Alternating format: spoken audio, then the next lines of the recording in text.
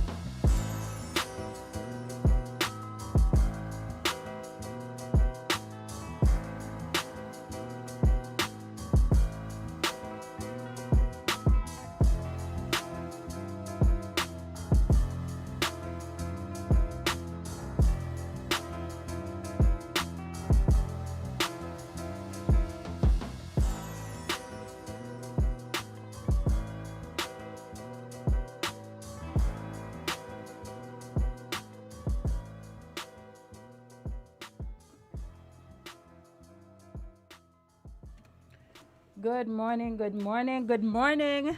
Welcome to another episode of Island Tea with your faves, Kevon and Azim, featuring myself, Jade.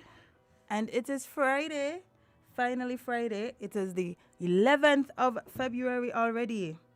Again, time is flying.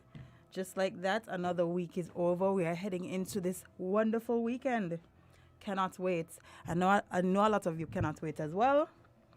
It's time for a break. It's time to rest and refresh and do it all again next week. Fun, fun, fun. But yes, it is Friday. We are getting into our usual shenanigans, you know. We're just waiting for Azim's arrival. And we also have special guests joining us soon, soon, soon for Cross Caribbean Link Up with our friends over in Antigua. So, stick and stay, share, like, do the usuals, grab your tea, and prepare for another episode of Island Tea. Yes, prepare for another episode of Island Tea with your faves. We actually are just about to get into things over there in Antigua. I'm wondering if they're ready. I'm just looking at them chat away. Our good friends over there in Antigua, yes. Darren, darling, are you ready? No? We're not ready? I'm going to just talk to myself. I am just going to talk to myself for a bit, it seems like. Good morning. Let's get them. And good morning, can you guys hear us? Yes, good morning. I'm from Guyana. Dennis Shabral is my name. We aren't hearing you clearly. Let me just adjust our settings a bit. Go ahead. Good morning. Good morning. This is Dennis Shabral from Guyana. Yes. Good morning, Mr. Brown. We are actually just waiting for our friends over in Antigua to join us, and then we will start our regional link up. Okay. But guys, how are you doing? How are you doing over in this beautiful island of St. Kitts and Nevis? How are we doing today? Loving the Friday vibes. Ready for the drinks, the festivities this weekend. Some announcements were made yesterday. I know you guys are happy about that. Our Prime Minister announced some things that will change the upcoming months. Some restrictions have been removed. Things that we love to see, actually, especially in entertainment. But we'll talk about that a little later. Seems like our friends over in Antigua are ready. Yes. Good morning, Jade Good from morning. Antigua. Good morning. How are you? I am fine. I am fine. I have no complaints today, thankfully. How are you? I'm doing well. I just had a little frog in my throat, but I think I'm doing all right. You look all dolled up for Friday. Happy Friday to you. Thank you. Thank you. I try. Yes, indeed you do. I'm not seeing your compadre though. He is on his Azem. way. Oh, he's late. So Yes, we're he gonna have is to think late. of he's gonna have to sponsor lunch. I Fisherman's Wharf agree. still going on down there in St. Kitts, just there outside Fisherman. You still have a Fisherman's Wharf, right? Do you? I think so. Yeah. Yeah, he's gonna have to sponsor lunch at Fisherman's Wharf. Anyway, That is that the joining only our place you remember from St. Kitts? what's that? Sorry? Is that the only place you remember from St. Kitts? No, no, I know a few other places. Some very nice places too, but let's stick with Fisher. I guess because that's one of the first places I remember enjoying as a younger boy, Fisherman's Oh, Wharf. okay, I So get you. I get you. yeah, but there's some pretty nice places. You have significant investments. Very, very nice places. St. Kitts is just nice. I love St. Kitts. I always have a good time when I'm there. But Well, we're not talking sorry, about before St. we Kitts continue, today. unfortunately, it seems like Fisherman's Wharf is no longer there, so Darren will have to pick Ah, somewhere else. I'm sure Jade will sort me out. Yes. But we do have a very special guest joining us this morning, Dennis Shabral. He is a veteran journalist from the People's Cooperative Republic of Guyana, to give it its proper title. And he has been around, certainly following news up and down this Caribbean, certainly reporting out of Guyana for as long as I can remember, to be honest, Dennis Shabral. And I hope you're not minding my saying that, but you're now associated with Demerara Waves, which is an online portal that we do read from time to time, and when we want to know what's going on in Guyana, so we do read your stories. So I just want to thank you so much for joining us this morning, and tell us, how many years have you been in the journalism business? Oh, from about 1993 thereabout, and of course I had a brief stint in Antigua, Yes. being the kind of correspondent covering the Leeward Islands, based in Antigua. I lived at Mr. Conrad Richardson's apartments on Kentish Road. So I Oh, pretty much I know a bit of Antigua. you know a He bit had a of bakery Antigua. downtown. Yes. Okay, all right. Oh, you remember the bakery downtown? Which bakery was this? You Yes. remember? Uh, Mr. Richardson had a bakery downtown. Oh, yes, South Street. Yes. Yes, yes, Yes. yes, yes, yes. Wood bread. We wood Yes. bread Great bakery. bread. Great Yes. bread. Yes. All right. Well, thank you so much for joining us, Dennis Chabral. Just Jade Johnson is in the studios of Win FM in St. Kitts. She certainly looks a lot better than both of us in terms of her Friday wear. She's blushing. But yes, Jade and her colleague Azem Bailey, he should be in the studio shortly. So we're really happy that you were able to join us this morning. Thanks to Miss Martina Johnson, who provided the connection. We really do appreciate you taking the time out to join us this morning. Yeah? Thank you. All right. Yes, So definitely. so let's get the ball rolling. The one I read a story out of Ghana involving the vice president, Mr. Barrett Jagdeo, who sometimes seems to be in the news more than the president himself. A matter of fact, most people, if I ask them who's the president of Guyana, they might be forgiven for saying Barrett Jagdeo and not Irfan Ali. But what spot of bother has Mr. Jagdeo gotten himself into now? There's some story about find the fee or monies that may have passed and so on. Just give us the rundown. Well, earlier this month, a US-based network conducted an interview with him face-to-face here in Guyana, US Vice News, and Mr. Jagdeo himself released that recording on his Facebook page. And among the things that he was confronted with was an allegation that he had been taking bribes from a middleman, a Chinese middleman, whose name is Siu. And from there on, the controversy started because the newspapers, the mainstream media picked up that part of the interview and ran with it. And the following day, Mr. Jagdeo clearly held a press briefing, and sought to defend himself against the allegations that he was in fact taking bribes.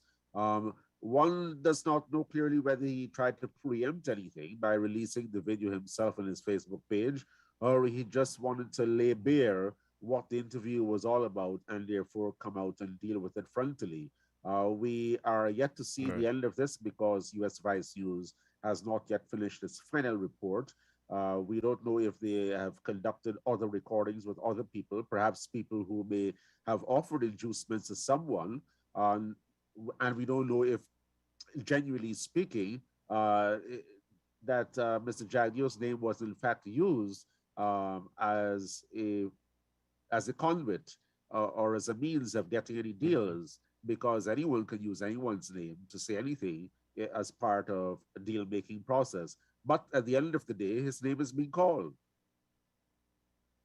Yeah, that's the thing. Do you think was he successful in his news conference in defending? I mean, what was the general reaction of the public to his attempt to get out ahead of the story, which I suspect is what he was trying to do? Well, it depends on where you stand in Guyana. As you may realize, we are largely politically divided along race lines. So one segment of the population may very well say it's a concoction. Then another segment of the population will say, yeah, it's true. We have been hearing about this all the time, and it has now come to light. So you will have those split views, but at the end of the day, it will be left to be seen what will be the final news product out of Vice, if they indeed had anyone who may have recorded Mrs. Sue secretly engage in any sort of deal making or offering any tangible details beyond you say, I say, they say, you know, because that is where it stands right now. It's one man's word against another man's word. Yeah, understood. I don't know if, I see Azem in studio. Azem, good morning. Morning, sir. Morning. How are you doing? I'm doing fine, thank you. And I'm not sure if you're following, if you have a question or if Jade has a question. Jade, you have a question for Mr. Dennis Chabral in relation to this matter or any other matter based on what you know is going on in Guyana? Well, I'm not too familiar with the dealings in Guyana, but I'm curious, has these type of allegations been lobbied before? Well, there have been these type of anecdotal allegations of corruption by the People's Progressive Party civic administration when they had been in power between 1992 and 2015. And now again, they're back in office following the 2020 elections. So these allegations are always swirling. So this is really fodder for those who actually believe that the People's Progressive Party civic is indeed a corrupt political party and will be exploited as much as possible by political opponents. Has Mr. You have a follow-up, Jade? Sorry. No, you go ahead. Real quick. No, Jade. All right. Has the president said anything about this situation? Not, Mr. Ali. Not as far as I know. I think he may have had a brief interaction with at least one media house yesterday on the subject, but I'm yet to see what was actually said there. But by and large, I think he has been staying clear of this as much as possible. I don't blame him. How is he doing though, Mr. Irfan Ali? What's your assessment of his tenure in office thus far, and how is he managing the wealth that is being generated from oil? How is he managing the political tensions that come out or stem from the last general elections? How is he just managing economic development and the politics in Ghana from your point of view, if I may? Well, I think he is perceived as someone who is less combative, less controversial. Uh, but there is also that perception, as you quite rightly said earlier, that is the he is not the real president. But the fact of the matter, he is the president of Guyana. So he indeed wields constitutional executive power and therefore can take certain actions and do certain things. But Mr. Jagdeo, for his own part, says that he is involved really in the backroom work of policy making and getting the bigger projects done. Mr. Jagdeo, Mr. Dr. Ali has in fact been the person who is in the grassroots, delivering a lot of speeches, of course, as the president. He goes about engaging in all sorts of community activities, meeting with ordinary people. So he is the grassroots face of the presidency, if I want to put it that way. And Mr. Jagdeo is the one who is involved in the heavy lifting, the policy issues, ICT, energy, infrastructure, and so on. Okay. Are people feeling the impact of oil and on the economy? Do you get a sense that the economy is growing, people are poverty is being addressed effectively, frontally? Is there a good feel in Ghana or good feeling in Ghana throughout the population as a result of Ghana's newfound wealth, if I may coin it that way? Well, there is a great feeling when one looks at Guyana's profile externally. I mean, we have had issues recently with some segments of the Trinidad business community expressing concern about local content legislation. And there is a general feeling here that, look, it's Guyana's time now, and you cannot bully us. We have lots of oil, yours are depleting, and days are gone when we were being treated badly by immigration officials. Because, as you may recall, there was a period when thousands of Guyanese had flocked many parts of the Caribbean, including Antigua and Barbuda and St. Kitts, due to our harsh economic period of the 80s, even 70s and early 90s. Things have changed over the years with our economic recovery program that has been largely inspired by the international financial institutions. So by and large, the economy is doing better. We have no scarcity of basic goods. Our service sector is improving dramatically. Internet, water, electricity, you name it, things are improving. So now with oil to top it all off, I think by and large, the country, the people are feeling a sense of buoyancy about where Guyana is and where it is going. But when it comes down to our pockets, one does not sense yet that we are indeed benefiting in a real sense from the oil. Perhaps it is how it is sold or it is not sold. The 2022 national budget was approved last night, and that clearly has in it a number of direct cash grants through various government schemes. I'm not so sure whether one can say categorically that this would have been possible had it not been for oil.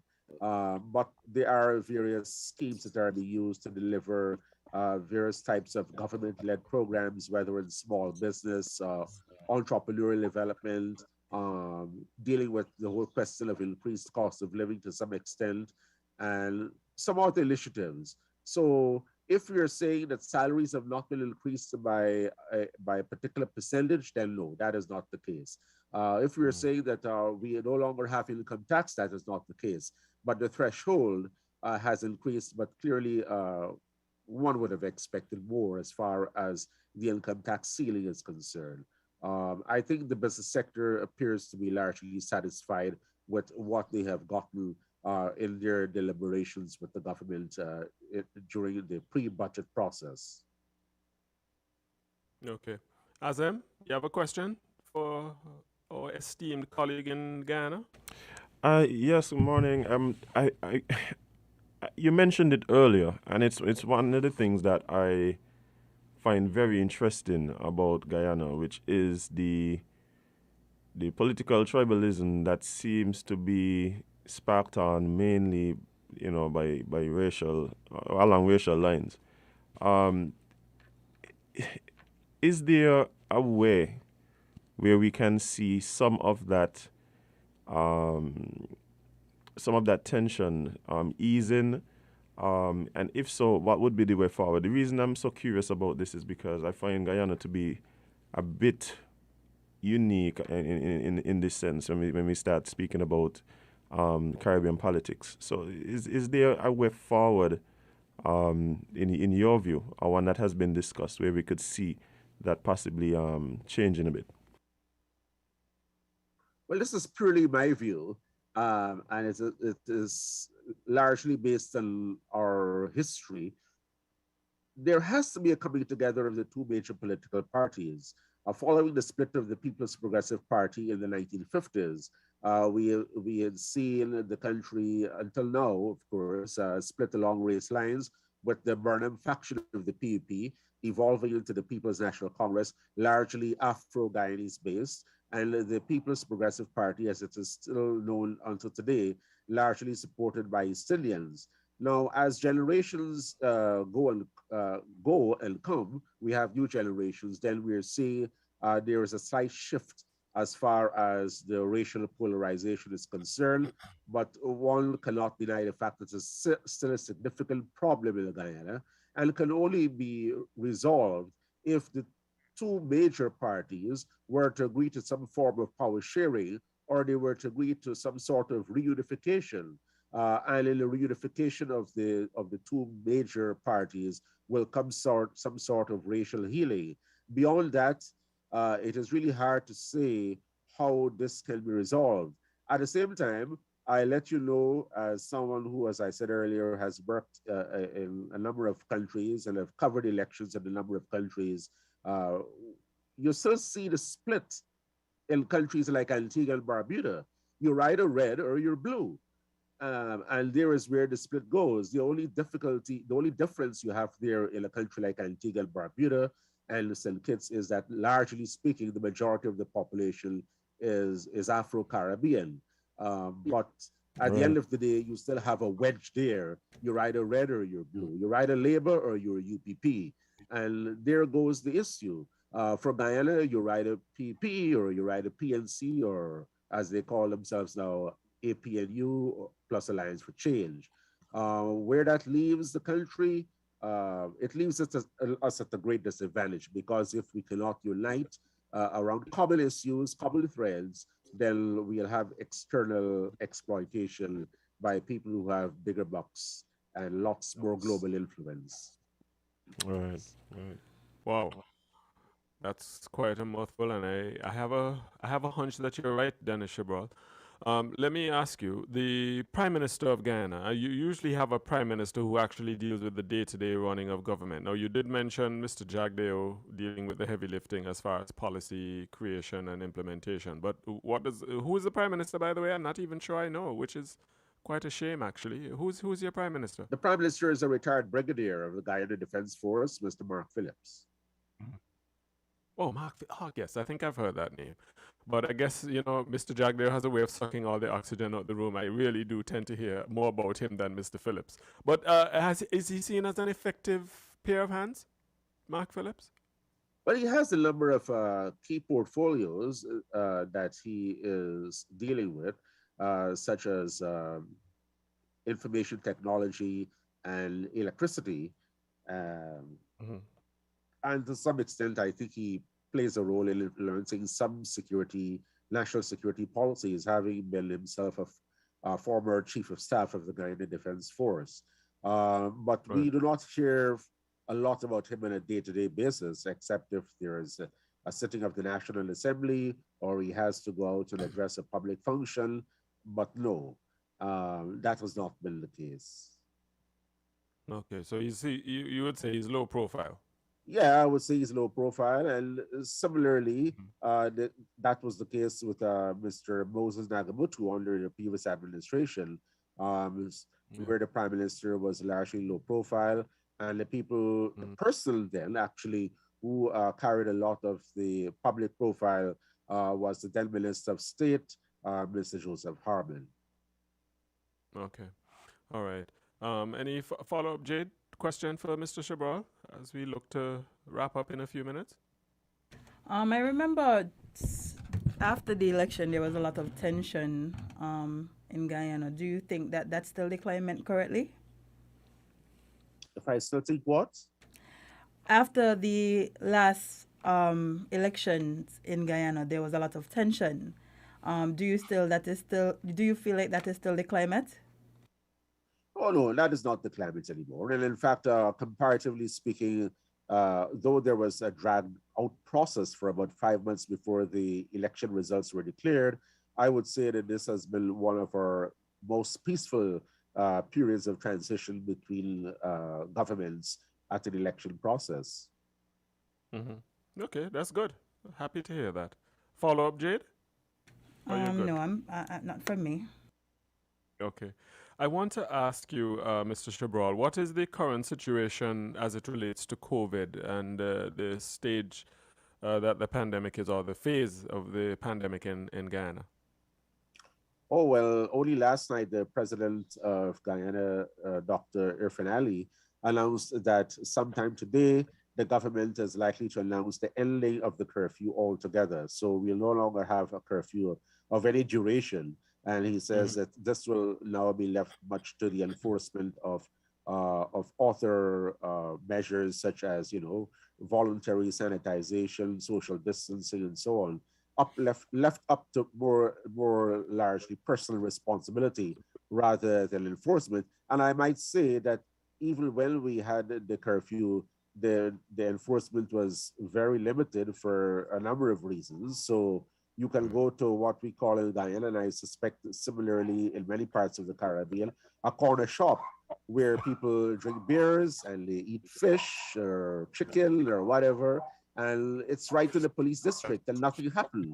I mean, only a few nights ago, I went down to a place, as many of your Guyanese listeners will know, there in Antigua and St. Kitts, a place called White Castle Fish Shop. And that was before the president's announcement. And you had a mini party there, a one-man band, and people drinking beers and buying fish. And the same goes for Kevin's shop in Albertown. People are drinking beers and eating fish openly in the police district. So enforcement of the COVID protocol was virtually non-existent. And then there were claims that certain businesses were not being touched because they were associated with people in the government and so on. So perhaps in a real sense, the lifting of the curfew is more academic rather than practical. Right. But do you get a sense that the pandemic is becoming or retreating in the rearview mirror? And by that I mean, yes, we're learning how to live better with COVID. Is that the sense you're getting in Guyana? Yes, I think so. I mean, the politicians will always talk and say things. And as I say from time to time, were the government to change tomorrow, I don't see any of the measures really being changed or policy decisions. Perhaps if the government were to change tomorrow, they may have also lifted the curfew. The reality is that the politicians across the Caribbean, St. Kitts and Nevis, Guyana, Antigua, you name it, Trinidad, to some extent Jamaica, have all been politicking, especially by those in opposition where the pandemic is concerned. Don't take my word for it. Go back, browse the internet, check the reality. So yes, Guyanese are learning to cope and live with COVID, taking the necessary measures, understanding what to do and so on. So I think you've got a signal there, time up. No. Oh yes, yes, you're really a media man. The technical director was letting me know our next guests are here, and our friends in St. Kitts also have to go. So yes, and I imagine you two, you're pretty busy. So you're with Demerara Waves, and you're also associated with a radio station. Let us know real quick. Yes, the News Talk Radio Guyana 103.1 FM, and we're streaming live on bit.ly/News Talk 1031. and we are independent commercial station. We're not influenced by any one, whether business or politics. And quickly, if you'll allow me, I'd like to say a very special good morning to my good friends there in Antigua and Barbuda, especially Colin Park and his wife Pauline, as well as my other schoolmates and friends who have been living in Antigua for quite a while. Have a great day. Thank you very much, Dennis Chabral. Honored to have you. All the best. You too. Bye now. All right. Bye. Okay. All right. Jade, Azem, thank you so much for facilitating that chat with veteran journalist Dennis Chabral out of Ghana, Demerara Waves. And all the best to you both this lovely Friday. All right, man. Take care and enjoy the rest of your weekend. Yes, you next I'm week. curious as to why Jade is so dressed up. Today's a special day of some kind, Jade. You just look extra today. You normally, but today look. She knew I was gonna. She knew I was gonna come. Indeed. We'll leave with that. Thank you very much. All right, Have a wonderful weekend, everybody. Be safe. Bye. All right. It's now. Well. Jade, it is Friday. Indeed it says, friend. Indeed it is. Let's take a short break and be right back. All right, we could do that. Yeah, guys, we'll be right back with more Island Tea right here on Media SKN. Stick and stay.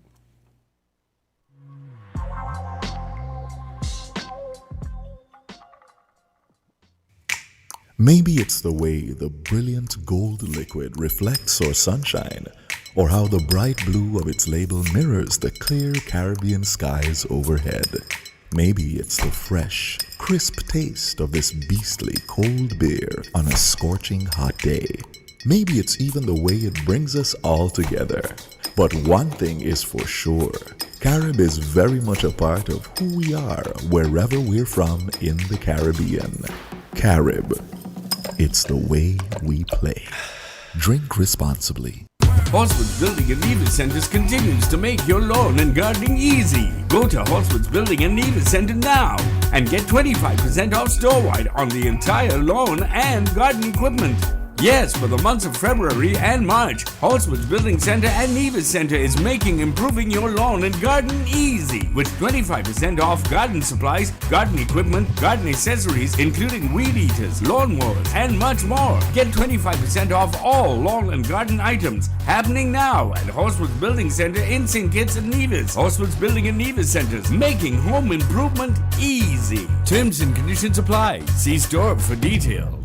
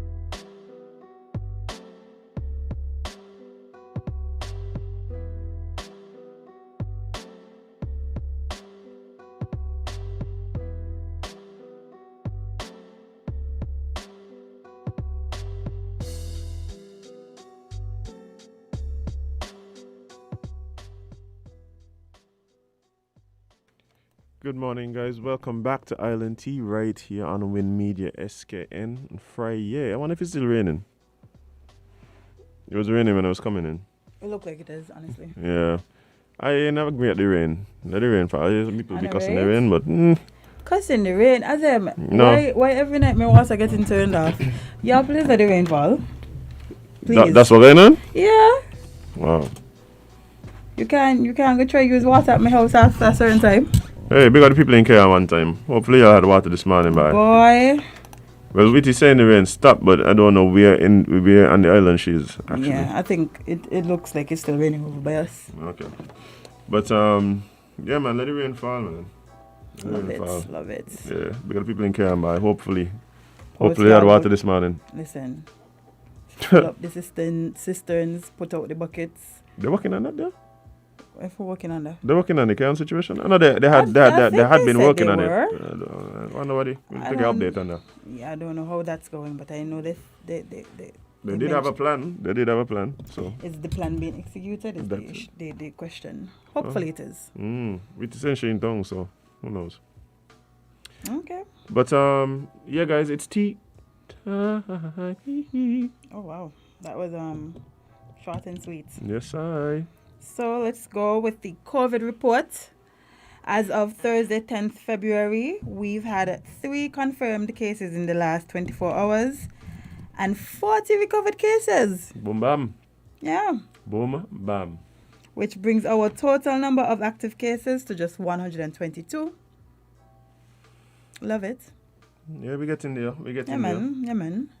And I'm assuming, because we are getting there, some announcements were made yesterday in the Prime Minister's press conference. Did you get to listen? I listened to some of it. I couldn't listen to the entirety.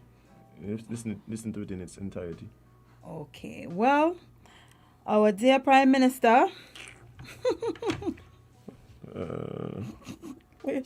No, that was based on what was in my phone. I had nothing to do with what you were saying. I'm like, wow.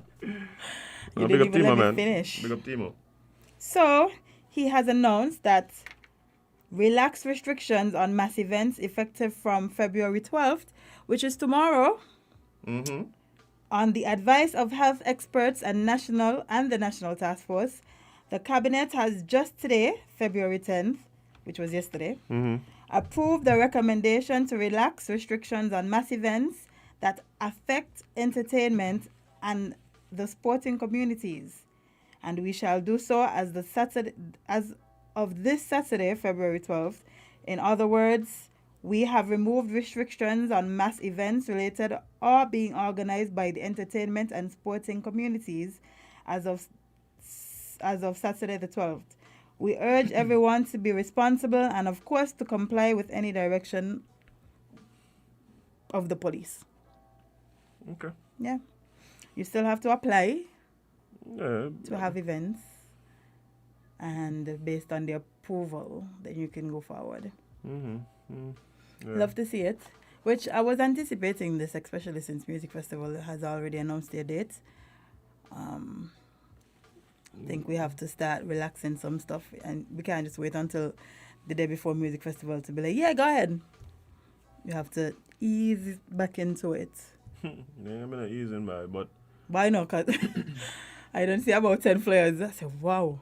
Yeah, clearly knew something that we didn't. Yeah, like the people that has been anticipating that this would be the case. So, I mean, even talking to some promoters, and they had been putting things in place, to take advantage of the relaxed restrictions. I mean, my thing is just like the process. I was hoping that we would have used this time to really massage the process a bit.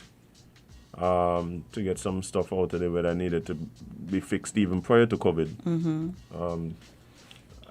We've seen improvement in the process a bit in terms of, the online portal and stuff like that. But to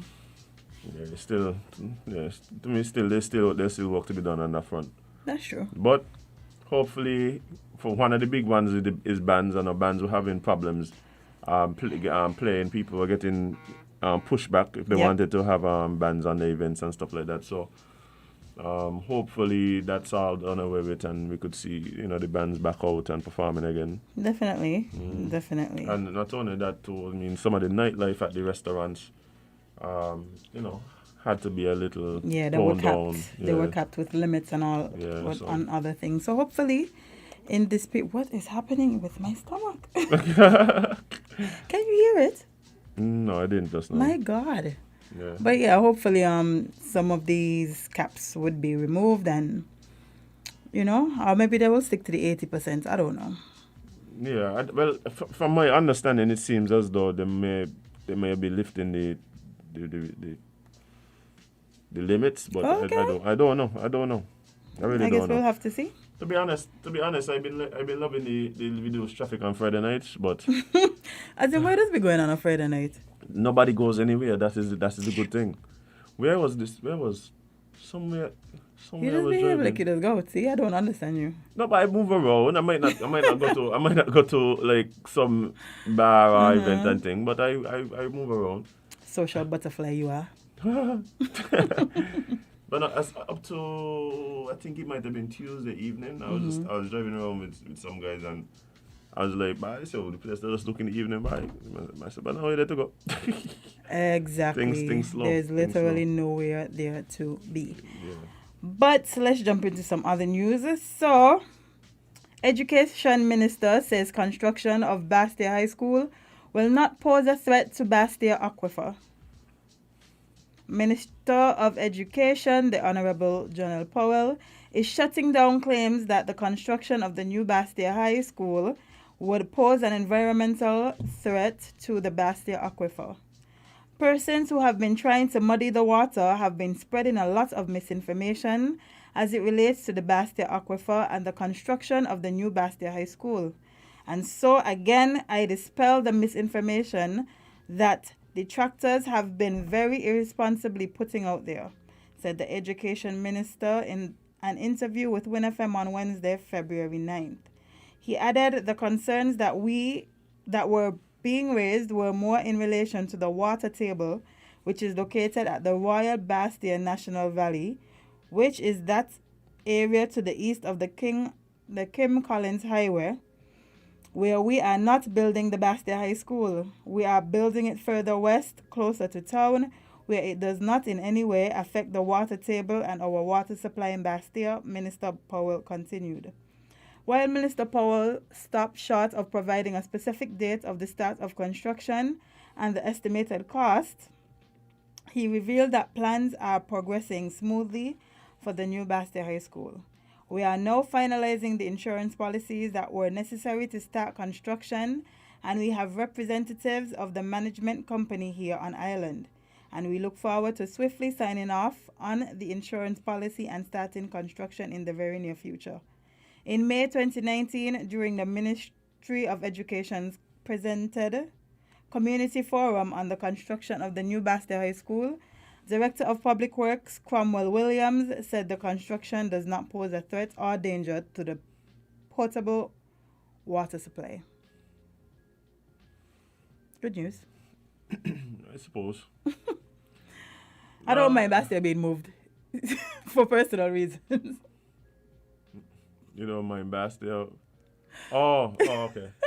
Yeah, but I don't know. I don't know. I feel, you know what's going to be interesting to me? Mm-hmm.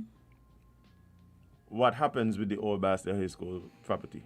The Everybody one got an idea what's supposed to happen there. I know it's supposed to be But parking lot / bus terminal. bus terminal, parking lot, / what you call that there? Creative Arts Center / extension of Warner Park / parking for Warner Park / highway. Well, no, well, the way that they said that they want the parking to be the highways kind.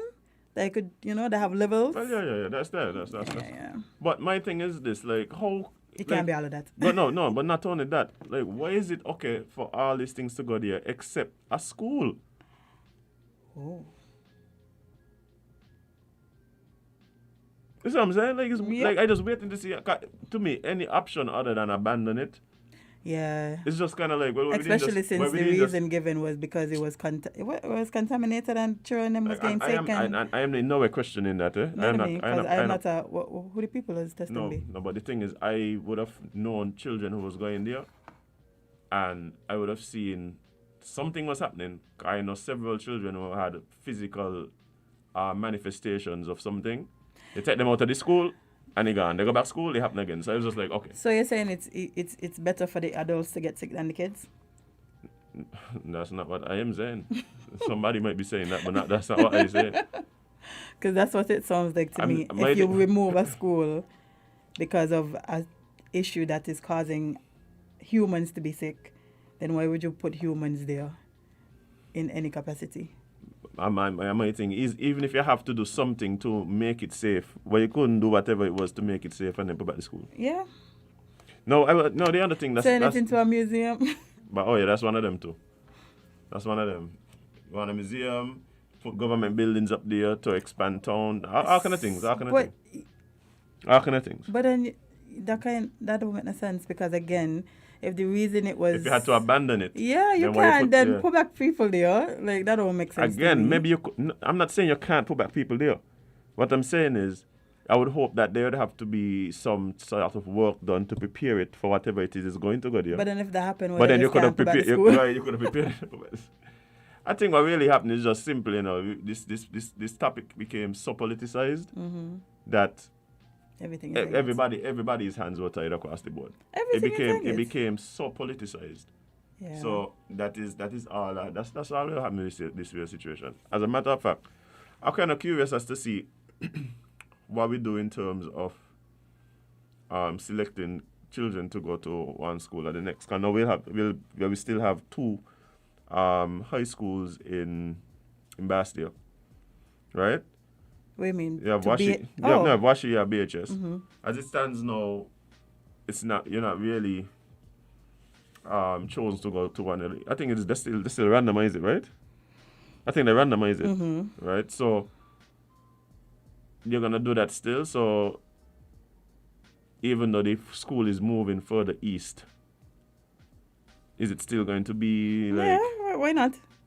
I don't know. Cause you got children who walk in from, let's say, like camps. Bro, you got children that lives in the country that goes to school in town. They don't walk it from there. No, but they're gonna have buses, man. One thing a bus man gonna do is find a way to a school. So I'm pretty sure. Yeah, but I don't think that's feasible for a lot of families though. I don't think school that's feasible. Bus. Yeah, they could start busing the children. Yeah, that's one. School bus. That's one option. Yeah, just use a school bus. But I mean, you're coming from camps. Cause camps to Victoria Road is done kind of tense. Yeah, bye. Camps to. They gotta walk up that long road. Camps to Newton, kind of. Camps to Newton. It's not that it's not doable. No, but I don't know if you really want to start you there. Fit children. That's all I can tell you. I don't know if you want to start you there that way. Gonna be some fit children, boy. I guess they could do busing. Yeah, bus them to. Yeah, they're gonna be alright, man. They're young. If they go walk through the hills of Molyneux, they could make it to Newtown. They don't do that every day, but no, that's true. And then they don't have to sit in class for 8 hours after that. That's also true. School ain't 8 hours right now, so they're fine. It will be by time they get back. Yeah, man, by the time they get history, you're right. Anyway, another interesting thing that I heard from yesterday. Was it from yesterday or it was from this week? It was either from yesterday or Wednesday. But matter involving government minister and police officers in the hands of DPP. Okay. Why is it so? The Director of Public Prosecution is investigating the ongoing matter involving Tourism Minister Lindsey Grant and law enforcement officers. Commissioner of Police Hilary Brandy is in response to a question from WinFM, gave details on this matter. Sorry, did you see the video? Devon need to leave the people alone. You never need to continue doing what you're doing. No, up yourself. Definitely. On January 8th, 3 officers visited the Last Lap Bar. As a result, an incident occurred. The police have investigated this matter and the file has been submitted to the Director of Public Prosecutions, who is the competent authority for these matters, said the top cop, who was speaking at the Prime Minister's first press conference for 2022. Commissioner Brandy said the police force is responsible to maintain law and order in the Federation. And as you are aware, we are in a pandemic and there is the COVID-19 Prevention and Control Act that the police have been asked to enforce. So as a result, officers were assigned to check on business premises to see that they are complying with the act and protocols. Videos widely circulated in early January show Minister Grant and law enforcement officers engaged in a verbal altercation at the popular Last Lap Bar in Bird Rock. WinFM understands that the law that lawmen visited the bar following a report of possible breach of COVID-19 restrictions. Minister Grant issued a statement which states, "I have seen the videos. I have heard the commentary on the airwaves, and I read the messages regarding the incident between myself and police officers. While the videos do not display the full extent of the incident that night, I do understand the position that I hold. I regret how the circumstances have been portrayed and wish to assure the public and the police in particular that I fully support their efforts at the preservation of law and order. I encourage the police to gather all the evidence and to investigate the full context of the matter," he added. Win FM will continue to follow this developing story. Of course they will. Yeah, they will, but why ultimately, what very thing will happen? Bueno, we're going to hear about it again. The question I had, I mean, outside of, we discussed here about, the approach, behavior, how things were handled, including the statement afterwards. Yeah. The minister literally was saying, I mean, again, we ain't going back down the road of how he said it or whatever, but he literally was saying, if you lock it down, if you shut it down, shut it down.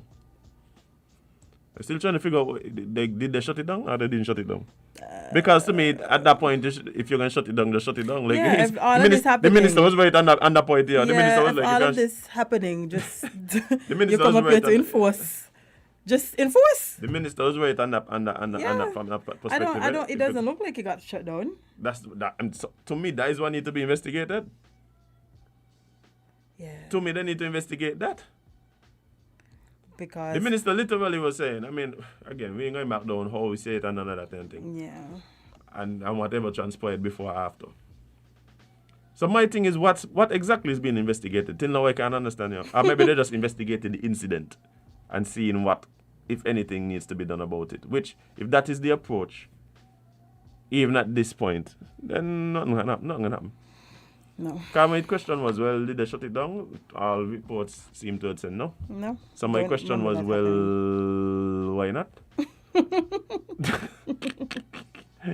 That's what I went to do. But the minister tell him, hey, like they said, the minister tell him, hey, see $100 here, just cool, turn your back and think. Watch it out. If you're going to shut it down, shut it down. So you come to and to be honest. Well. Hey, what the man say wrong? We're going to shut it down. Oh, and guys know my birthday is not this weekend. My birthday is next week, Thursday. I just dressed nicely today because I wanted to. You just finish yourself. Yeah, as I should. Good morning, caller. Live on Island T. What's up? Good morning, caller. You're live on Island T. Hey, good morning, fellas. Good morning, lady. Thank you very much for the program this morning. At this moment, there's no water in Kayan. We still didn't have any problem since yesterday. So, man didn't bathe, and this morning need water, and it's still not here. Wow. The other thing that I think that we could use like those tanks at the sugar factory and put water in them because they had water. They could be restored for holding water. They hold thousands of gallons, so I think we should utilize them. The other thing with the minister and the police could determine whether he could ticket you, he could shut you down, he could let you go, he could speak to you to prevent the same event from happening again. So I think that the police acted right and fairly. So you're telling the police shut it down or not. That is in the police judgment to call. He could call the judgment. And so police are not always there to prosecute and go to the court system. They are there also to deter, to prevent. So the way it was handled, the minister had to take responsibility for his action. Ladies and gentlemen, I say thank you very much. I don't want to take up too much of your time, but have a wonderful day. You as well. Yeah, that's true. That is also a good point. Yeah. Boy. I mean, hopefully, with the place opening back up, sometime, hopefully we see the police using that same sort of discussion moving forward. Listen, that would be wonderful. That would be amazing. I'm not going to lie. Use this discussion everywhere.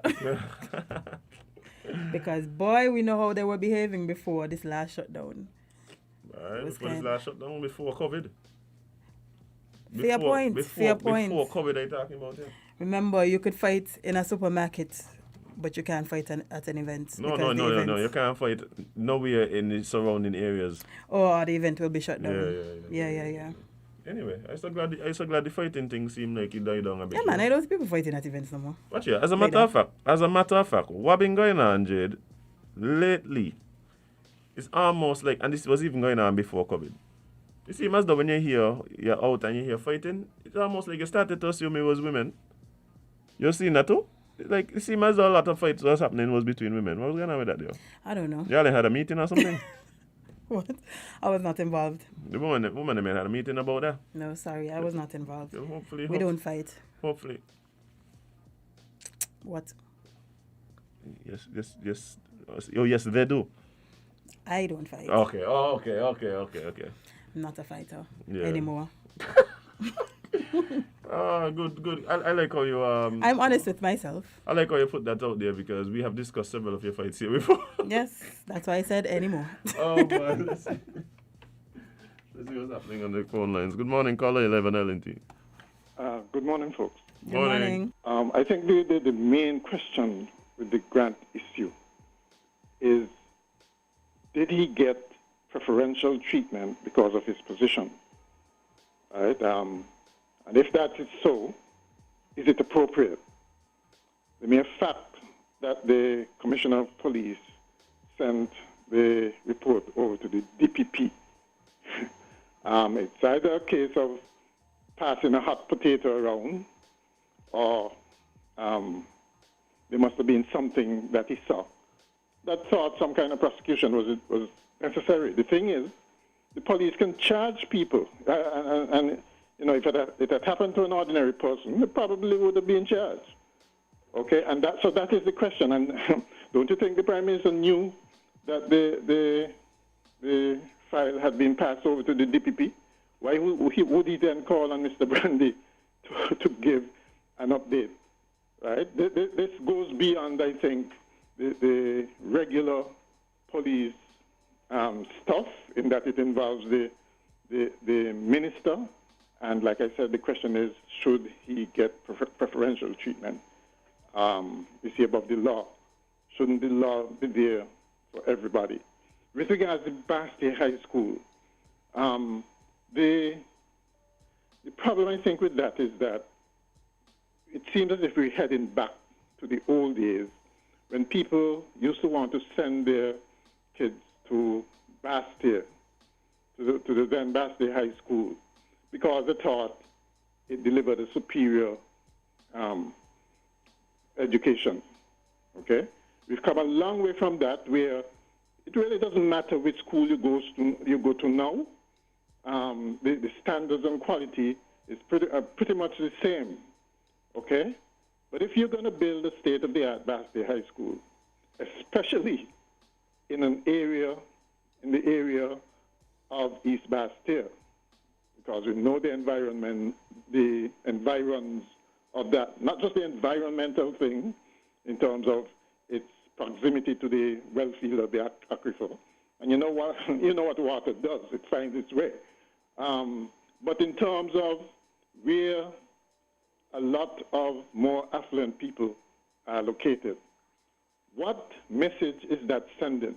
Because a state-of-the-art high school is going to demand state-of-the-art maintenance. It would be new, equipment brand new. The teachers would probably prefer to teach there. Students would probably prefer to go there. Wouldn't it have made more sense to build a state-of-the-art college that everybody on the island could utilize? Okay, it doesn't have to be in Bastille either. It could be in somewhere else because it's a college, right? The transportation and logistics would be different for adults as opposed to children. Okay, build a state-of-the-art college that everybody can use, and also upgrade other schools. Make sure they remain at the same level. The existing college could have been a new Bastille High School. Well, new in inverted commas Bastille High School. It certainly would be an improvement to what was there before. right? So we're abandoning the egalitarian idea of our education system. I think with this idea that we're building a state-of-the-art, one high school that is state-of-the-art, the others would have to do a lot to catch up, or you'd have to build a number of other schools pretty much on the same level, which you know will take years and years and lots of money. Yeah. That's just my opinion. All right, I appreciate it. Well, I mean, that's your opinion. I guess for me, if you're going to say that all the schools now are pretty much offer, high quality education across the board, then I guess that to me that kind of undermines the point, because you had Sadler's secondary that was built most recently, that was touted as being the same thing, state of the art school. And if we at this point where Sadler's now exist and all the other schools still providing great education for the children, not only that, I think that the reason why we're building this school in the first place is because Bastille High needs a home. Bastille High is at the point now where they're having classes all over the place. Yeah. Down Victoria Road, in private buildings, Yes, the children moving between these campuses, back and forth for classes. I don't even know where they have labs. I don't they have know. labs at Washi? That'd be interesting. So if you're building this school in 2022, it should be to the best. Yeah, I don't They see should be to the best. why Yeah. would you want them to? So what type of school would you prefer them to build in? Because But he said they should focus on upgrading the college. no, I'm talking about for Bastille High. No, he ain't talking about that. Oh, because that would be the question. So since you don't want them Yeah. to build the state-of-the-art high school, because you feel like other high schools would be at a disadvantage, what kind of high school would you like them to build for these kids? Like, I think all could be true. If we recognize there's a need, for instance, if there's a need to build a Bastille High School, then let's build the Bastille High School and build the best we can. If there's a need to upgrade some of the other schools, then we need to find ways to do that. If we need to Exactly. upgrade the college, then we need to do that as and well. that is fine. I don't think any of these things operate in a vacuum. And really and truly, when we start talking about prioritization, then I guess we could always have the debate of what should have been done first or what should have been done second or third or fourth. But, I mean, if they need to be done, they need to be done. I'm pretty sure the children, staff, teachers at the Bastille High School going to appreciate it. Whether or not they agree where it is, who it is, they're probably going to appreciate just having a home to Just go having a school, a proper school. I'm pretty So, sure. Yeah, time will tell. All Time will right. tell. Quick break. Quick break. Guys, we're going to be right back with more Island Tea right here on Win Media. SKN, stick and stay. Don't go nowhere.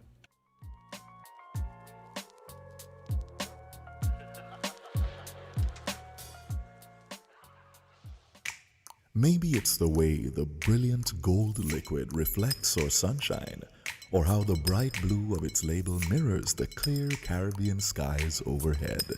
Maybe it's the fresh, crisp taste of this beastly cold beer on a scorching hot day. Maybe it's even the way it brings us all together. But one thing is for sure, Carib is very much a part of who we are wherever we're from in the Caribbean. Carib. It's the way we play. Drink responsibly. Here are your hostels Value Mart IG Value Club Blue Tag Valentine's Special. Running February 10 to the 23rd. Essential everyday pancake mixes and pancake syrups, $8.99 each. Pure box tissue, $19.99. Minute Maid punch, $7.99. Sunny Delight drink, $6.99. IGA or essential everyday frozen vegetables, $5.99. Nabisco chips ahoy, $14.99. And now our very low weekly Value deals. Essential everyday ketchup, $4.49. Essential everyday apple juice and cider, $7.99. Suavitel fabric softener, $15.99. Dawn dish liquid soap, $11.99 each. The Colgate toothpaste, $7.99. General Mills cereals, Lucky Charms, Honey Nut Cheerios, Cinnamon Toast Crunch, all $17.99. Shop smart, shop Value Mart. Joan, in Spanish. Sea listo y haga sus compras aquí a Value Mart.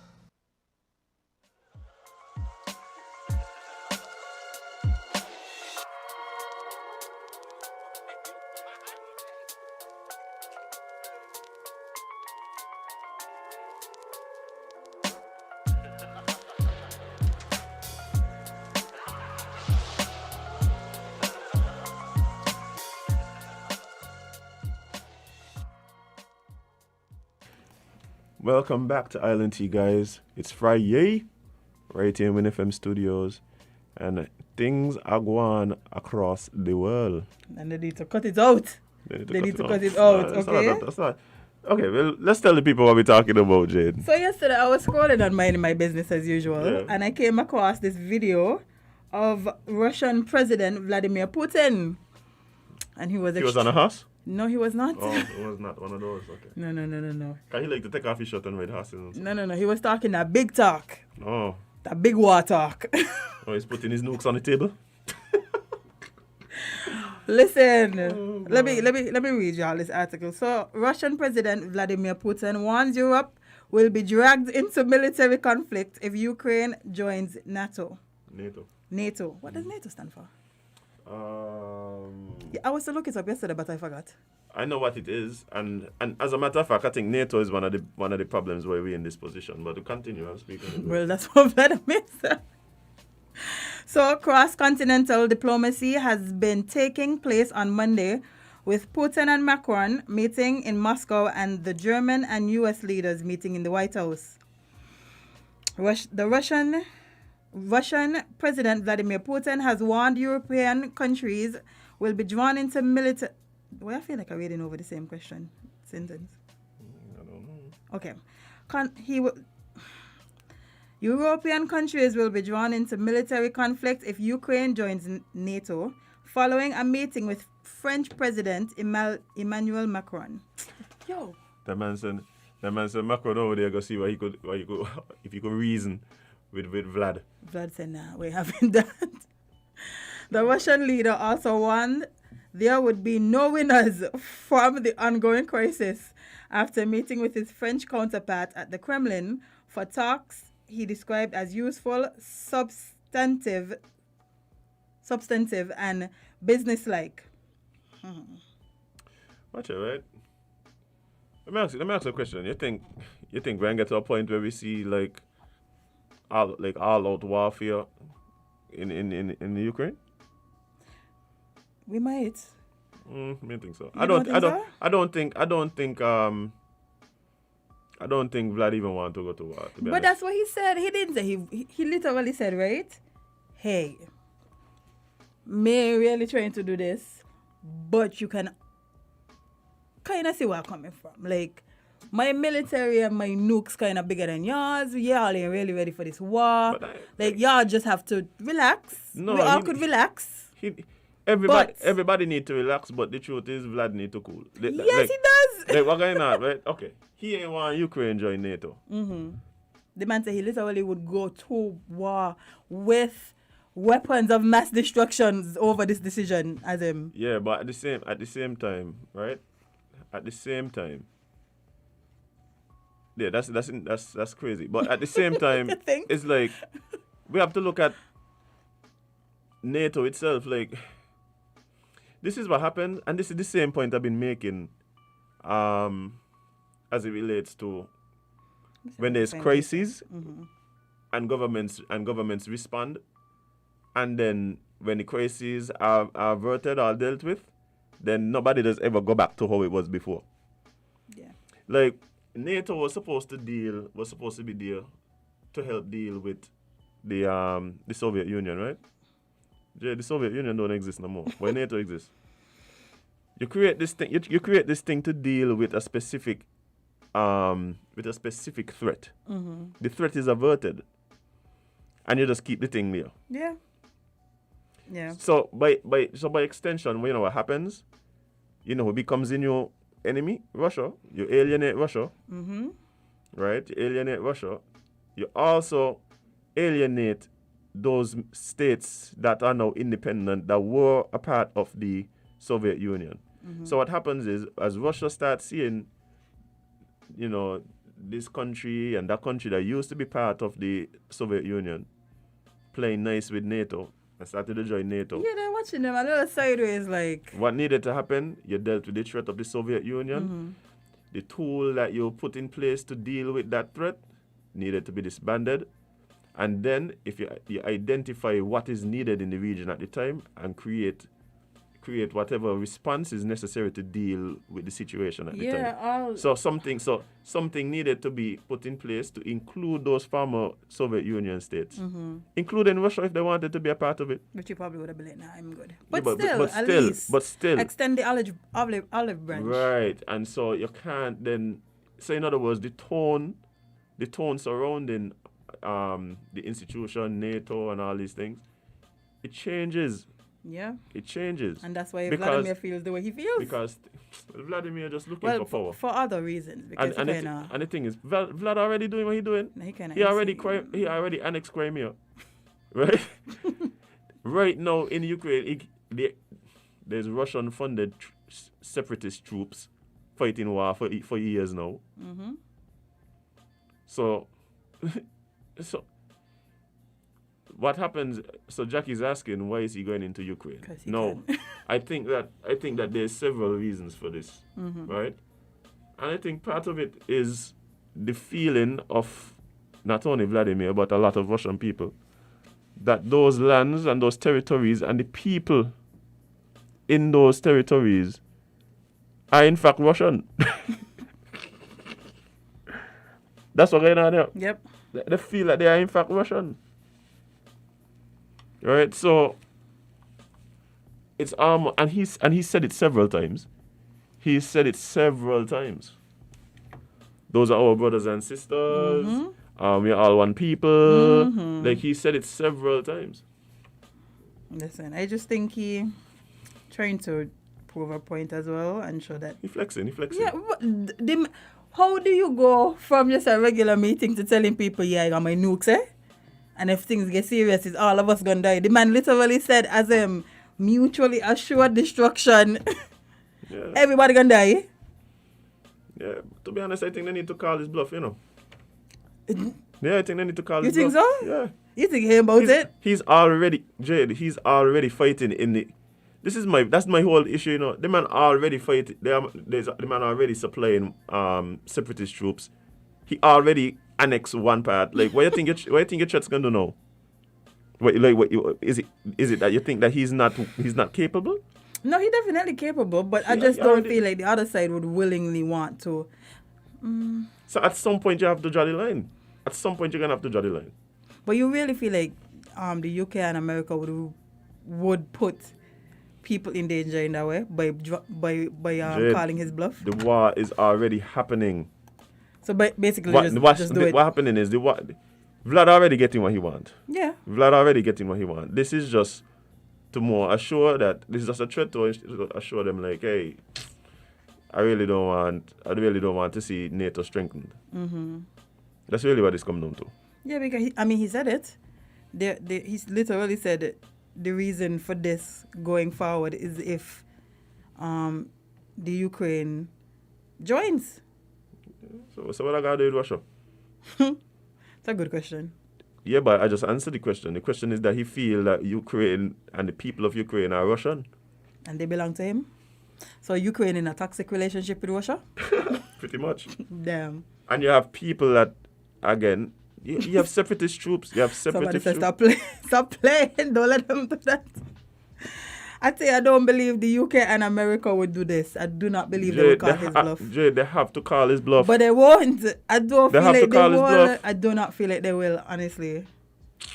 Well, if Russia get through with Ukraine, China will try with Taiwan. How does it? So this is what needs to happen then.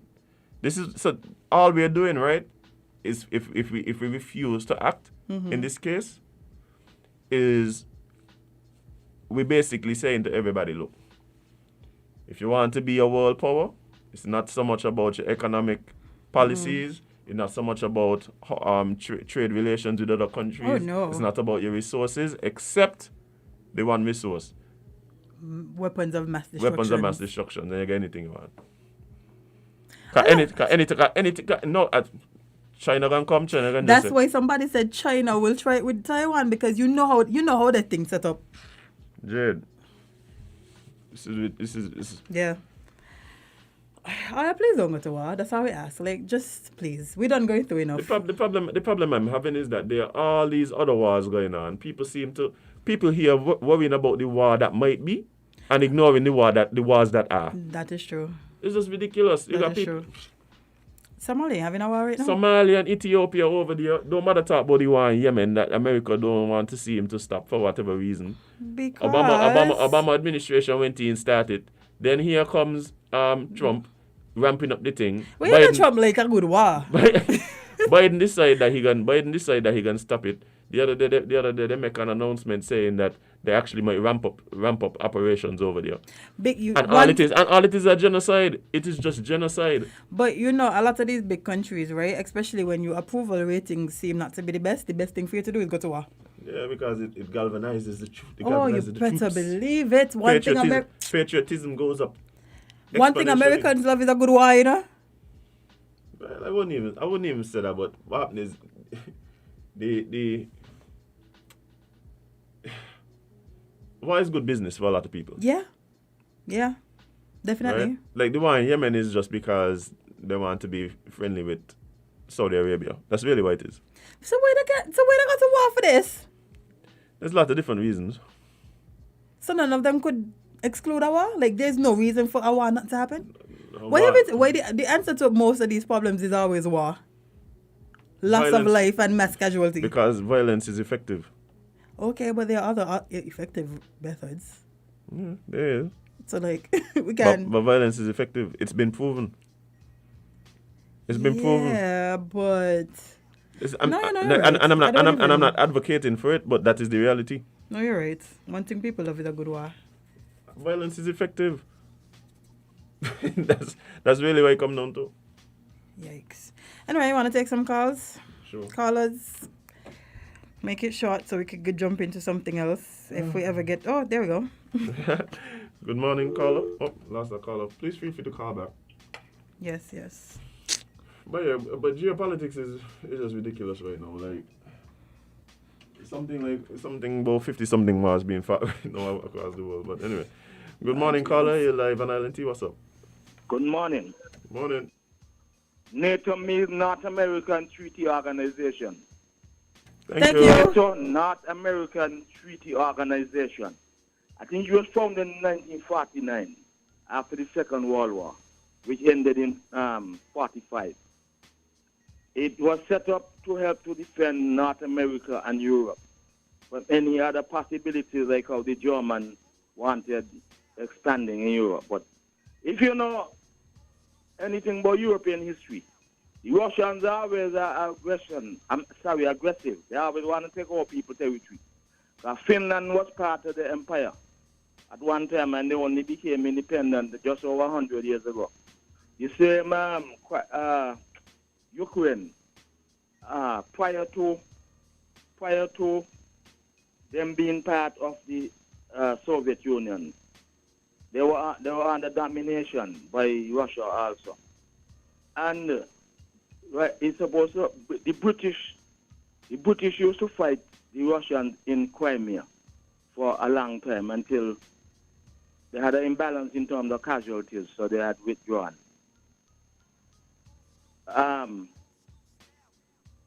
NATO is trying to move eastward, and that's what Russia don't like, because it means that now they would have a longer flank to fight and to defend.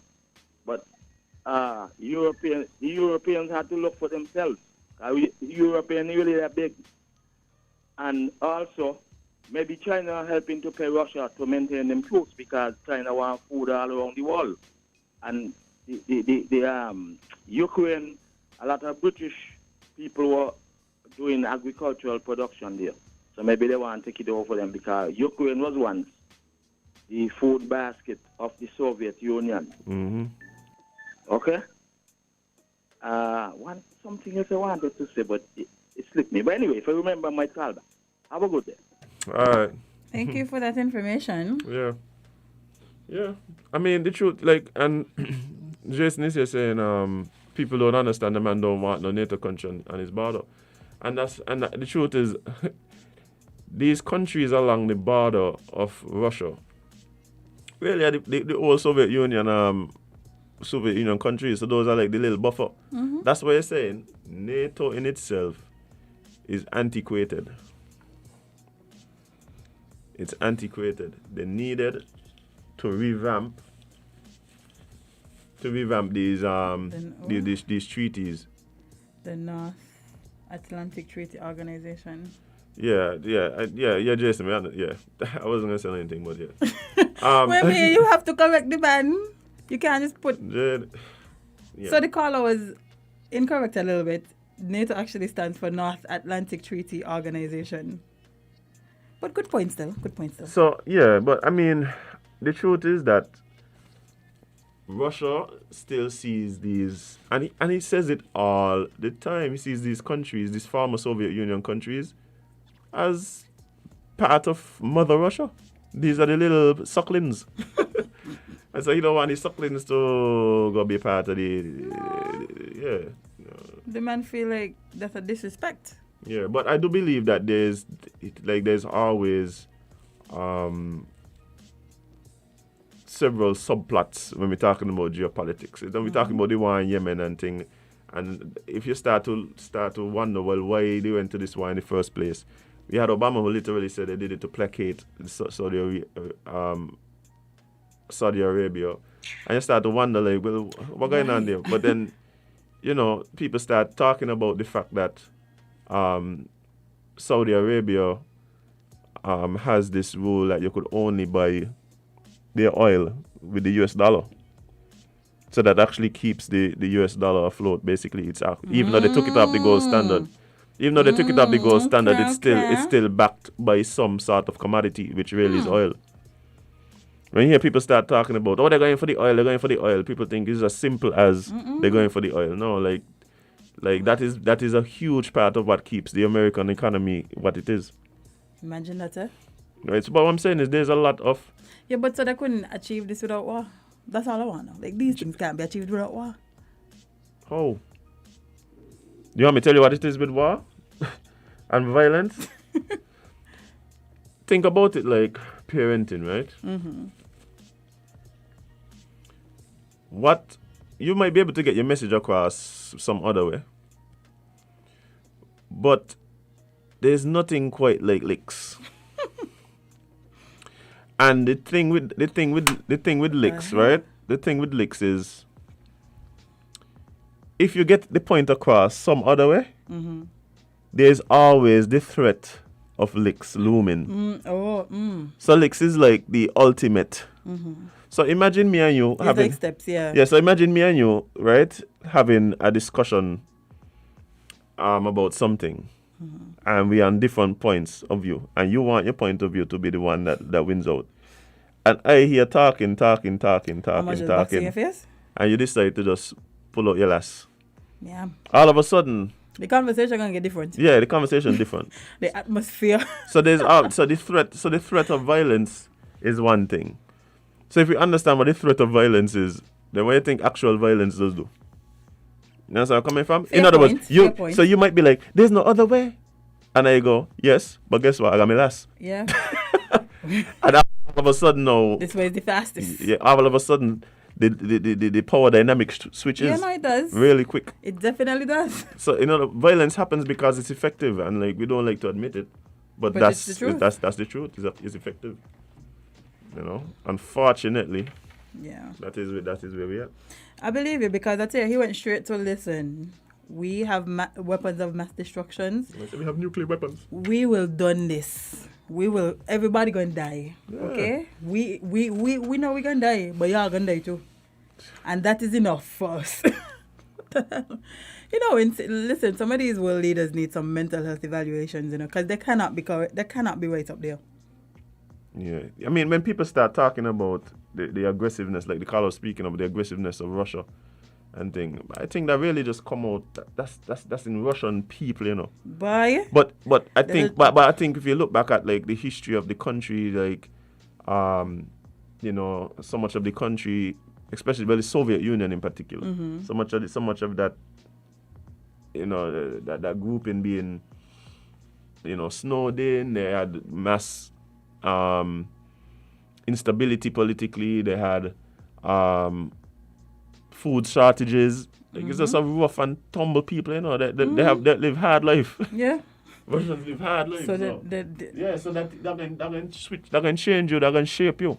That can shape you. If you we live on the beach and thing, we easy going and thing. If you go up in the snow and you ain't got nothing to eat, you might turn out a little less easy going. Yeah. But we have a caller on the line. Good morning, caller. Oh, that's not man. Let's see if we catch this one. Good morning, caller. You're live on Island T. Someone too. All right. But yeah, it can be interesting to see how this pans out. The funny thing for me is you have all these countries over here banging them out. You have Russia over here banging them out. And hardly anybody talking about Ukraine. And Ukraine is this.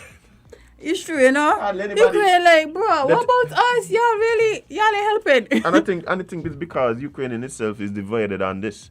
That's what I tell you. You have separatist troops who are in Ukraine right now fighting on behalf and funded by Russia. There's probably Russian troops right there mixed up in between them. Bye. Good morning, caller. You're live on Island T. Hi, good morning. Morning. I wish to weigh in on the topic at hand. Okay. And for quite some while, we would say that that space, that European space, was at peace since let's say the last World War, with the Russians was on one side and the Germans, and out of that war came a good period of peace. And one would have gotten the impression that, wow, Europe was always a peaceful area. Well, if one was to check the history of Europe, you would see that they came out of empire, like the Tsar's empire with the Russians. And for whatever reason, there was always that conflict. Unlike we get the notion that that area was always peaceful. Because when we see other areas at war, we will want to think that, why are these people are so at war and another place is so peaceful? For whatever reason, persons go to war, nations go to war, for whatever reason. But one of the things that unified the European nations, and Russia took a different stand, was in 1884, 1885, at the Berlin Conference, when they decided that, wow, instead of we going to be fighting in Europe over trinkets, here is it. There is a continent that there is enough to share for all of us. Let us put our conflicts aside and let us go there and share the spoils. And that bring about a peaceful area in Europe, a peaceful period in Europe, where there was gotten the spoil out of the continent of Africa, and everybody did not have to go and fight over trinkets. That was one reason what brought about a peaceful stability and a prosperous stability in terms of building the nations off of the backs of Africa. Now, when we look at Africa, I'm using Africa because I'm African in origin. When we look at Africa and the conflicts they have, one will say, well, what caused and what created these conflicts? These conflicts was created because ethnic kingdoms and so used to live peaceful, and they used to trade off. Yes, they used to fight, but because of these borders that was created through the Berlin Conference, we split ethnicity across different lines, and we say, live together. Like how we are living down here together, and we wonder why we don't live good together. Because we are not of one ethnicity, and we beg to differ with differences. So the Kikuyu people in Kenya and all that was split amongst borders, like where you see the different tribes, and they would rather live good in a kingdom or by themselves. And those are the things that cause conflict and continue to cause conflicts today. So it is interesting that we are discussing this conflicts in Europe, and we don't want it to escalate to nuclear weapons, because they have it. Over the period of time of peace, they have built up their nuclear arsenals because they know they can resort back to the tribalism of once ago. Unlike in Africa now, we will still have conflicts, but we don't have nuclear weapons. So here is it now, the braggadocious, Putin will say, we have nukes. Well, some of the European countries have nukes also. So it's like, we're all going to die. That's not what humanity is all about, annihilating humanity from the face of the earth. So it is very interesting, because we get the notion that Africa always has conflict and Europe is at peace.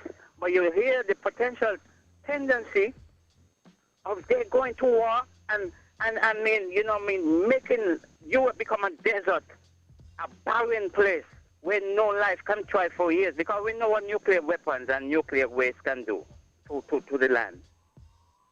That's just my perspective. Thanks for listening. All right, man. Thank you. Appreciate it. Well, we're gonna have to watch and see exactly what happens with this particular conflict. Yeah, how this one plays out. It's gonna be interesting to see exactly why. So Jade, why like you? I want everybody to relax. You want everybody to relax. Let's find a peaceful way of resolving whatever issue y'all having. That does not include mass destruction with nobody. Putin is not firing any nukes. Okay. Putin is not firing any nukes. I'm here to tell you. You understand? One thing I don't trust is crazy white people with weapons. You know. I don't even know if I'm a big fan of these blockades and things where they want to, like, they want to lock off the natural gas. So to freeze out the people them. Why again? Why are we trying to kill? You trying to stop a problem by killing people? No, you're saying, but what how it is that you're here going on with your badness, and it's be supplying you with the gas where they used to keep yourself warm. Let's turn off the tap. I don't even know because the sad part about it for me with these wars is that the people that make the decisions, war always affects everybody else but them. A certain subset of the population. That's the saddest part about it. This ain't like back then when they used to be on the front lines fighting with swords and stuff. They done with that their long time. Exactly. They done with that their long time. You understand? Boy. He's not using any nuclear weapons. He's not using any nuclear weapons. And the truth is that maybe they have nuclear weapons. And the truth about it is that what he's doing is basically setting the stage so that whatever response he does make seems like it's justified? Not justified, but like he didn't go to the max. So it's like saying, but I really could just blow up with some nukes, But I only sending my troops across the border with you understand where I'm coming from? Unfortunately, I do. So he's moving the goalposts. So that now I could really just bomb up the place there, but now I only just sending in my army. That's really what he's doing. He's setting the stage. He's setting the stage. What kind of nonsense is this, bro? Yeah. I could really just kill all of us, but instead I'm gonna let my troops handle it. Vibes. Sorry, Putin, but I got a feeling you're gonna lose this one. Yeah, hopefully he does, cause you're doing too much. You need a break. You need to take a break, step back, do some yoga, smoke some weed, something. But please, this war thing. Listen. In the tundra. Anything but this. What is currently happening? Please, let's done away with it. But we'll continue to monitor this war, and hopefully it doesn't turn into. Anyway. We need to really start putting pressure on these same countries that are rushing to the aid of Ukraine and thing to really start looking at what's happening and the caller had a point there, because all these wars happening in Africa right now, a lot of it is sparked on by the actions of external forces. And they're just running around, oh my God, look at what's happening in Russia, look at that, oh my God. And the Ethiopians and the Somalians over there trying to figure out, well, how we gonna work this thing, guys. Okay. Okay. We got that for you and even by. But guys, we gotta have your Mandela come back. Please, we need you. This is your time to shine. But guys, we're gonna take a short break and be right back with more LNT right here and with Media SKN.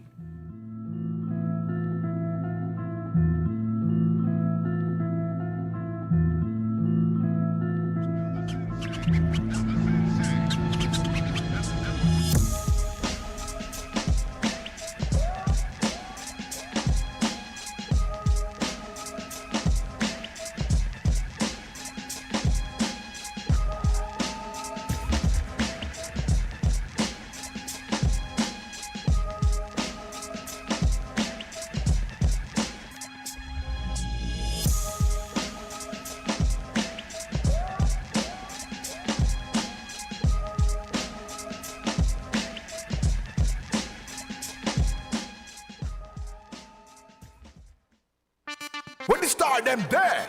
We a top man, we take charge. Magnum we drink and we a shell down bars. Blast like a star with some a gallopar. Overdo it, we take it too far. Take charge, take charge. We a hot gal, we set the trend. Magnum we drink for the top man them. Wine with the style, no stop from spin. Hot blend, back bend, and take charge, take charge.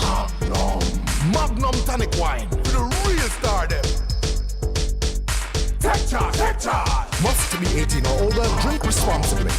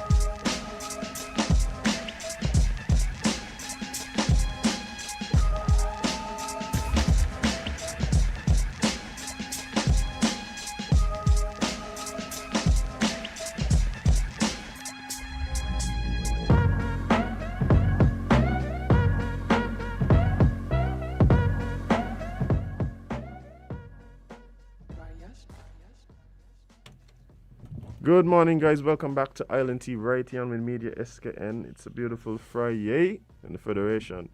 And speaking of the Federation, we have one of our top sons in the musical field joining us via phone line, Mr. Mykal Somer. Michael, how you doing, man? Yes. Yeah, man. Blessed morning, King. Everything is great, my brother. Everything is great, you know. Oh, man, I appreciate it. Appreciate it. Hey, thank you for coming and hanging out with us this morning, man. Oh yeah, man, it's a pleasure, man. Listen, man, when I look at the internet and I see like King Elimat and and all these other big, artists, I said definitely I gotta get on this program, my brother. So it's actually a pleasure for me too, So give thanks for inviting me, man, for real. For sure. But Michael, there may be one or two persons listening who might not know exactly who you are and what it is that you've been up to. Just for those people, let us know who is Mykal Somer. Definitely.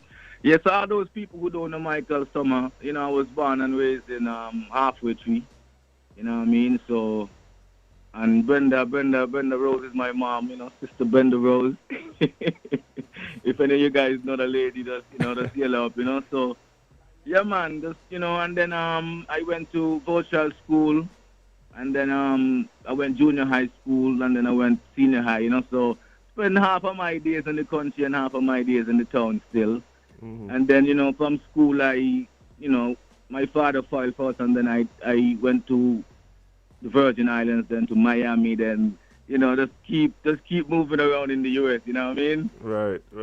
And then, but yeah, as far as music, I try to do all genre of the music, but my main focus right now is the reggae music, soul music, because I grew up, listening to a lot of reggae music and that. So for all those who don't know me, I kind of more focus on the reggae aspect of the music, you know what I mean?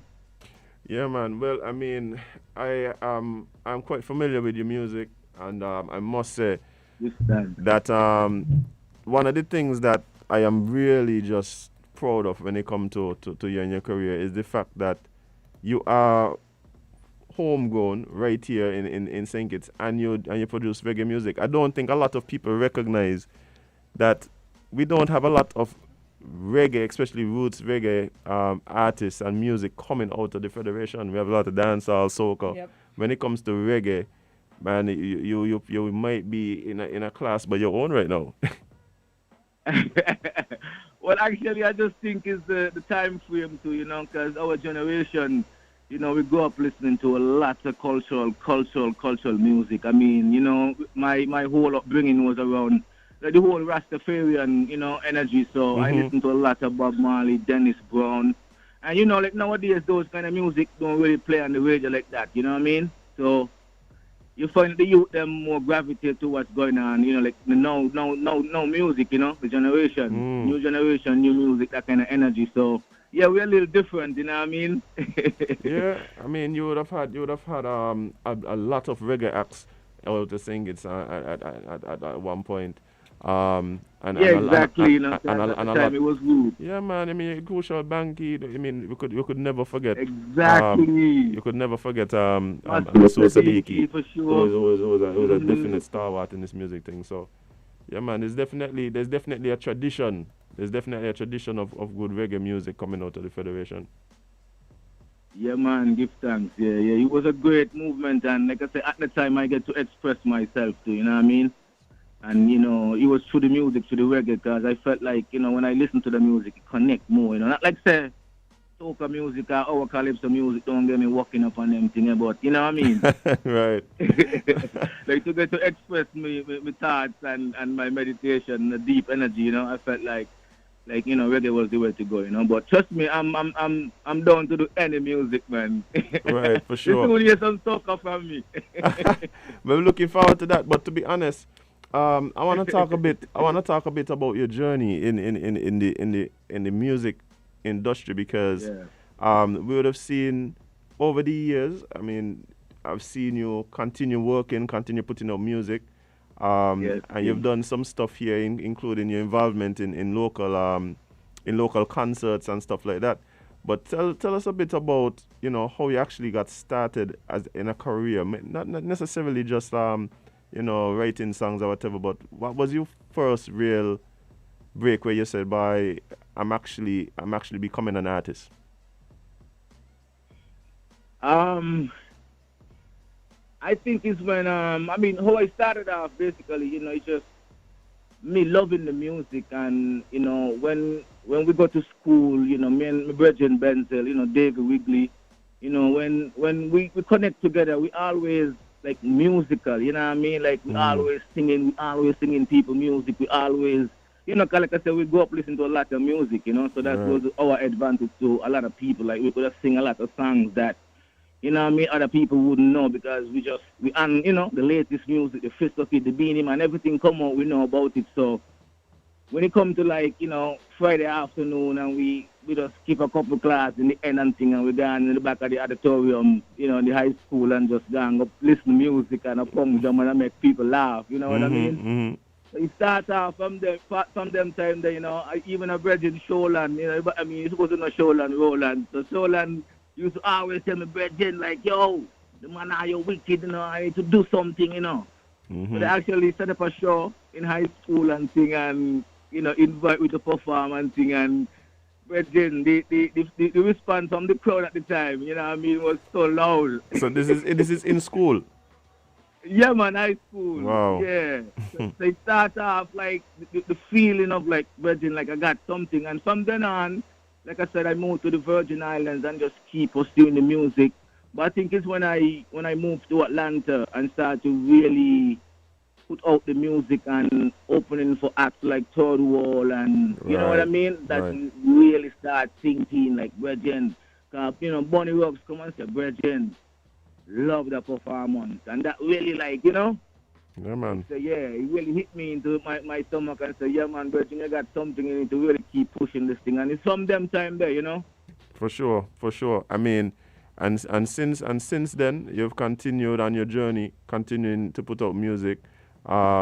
Speak a bit about you know, some of the shows that you spoke about opening for Third World and stuff like that. But speak a bit about some of the performances that you would have been blessed to put on for the fans. Well, I think the St. Kitts Music Festival, my brethren, in 2019. Right. Yeah, that I'm not even gonna talk to the item about the festival since, but I think the festival they really topped my performance and the amount of people that was receiving the energy. It really put me on another level. You know what I mean? For sure. So the St. Kitts Music Festival to me was one of my greatest performance, my brethren, and the crowd and the level I felt from that. You know what I mean? Like so you think there was 10,000 something people was in special? front of me. You think there was something special about the fact that you are now, you're back home? I mean, you've come back home and did performances. Yeah, here and man. there. Of course, man. But, Especially that king.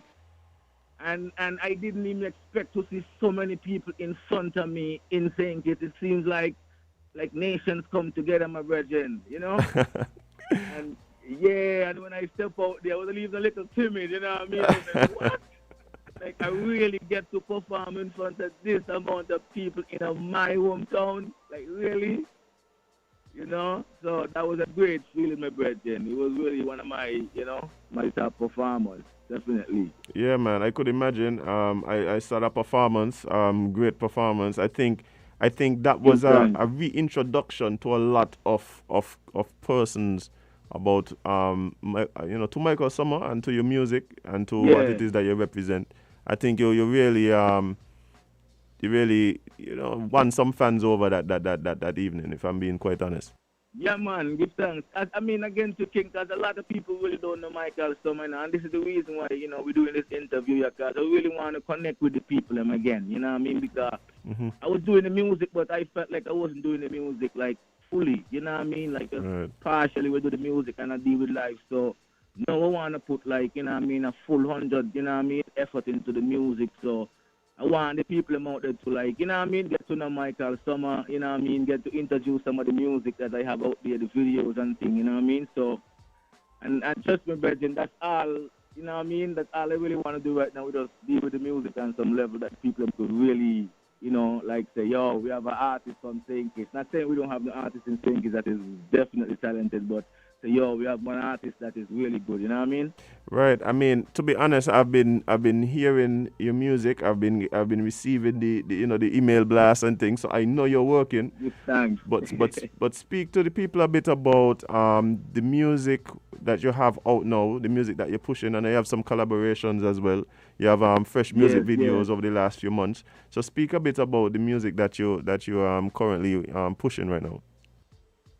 Yeah, well, actually, I have a mixtape. That my most recent work that I put out was the Ifidence mixtape about, I would say, 5 years ago. But, like I'm dealing with my own music, myself and everything. It takes time to really, put the music out and shoot videos and all these things, trying to push the music myself. So it took me some time to really, start to push the music out there for the people. But I felt like people needed to hear some songs off the Ifidence mixtape. So there's a lot of songs on there like I felt like is really good, and I just wanted to like shoot some music videos. So I've been putting out some music that's on the Ifidence mixtape. So even if you haven't heard the Ifidence mixtape, just find out where to check it out, man. God, it's real. I think it's one of my greatest work too. You know what I mean? So I felt like there's some songs on there I wanted to really put out there so the people can hear still. You know what I mean? Like Good Day.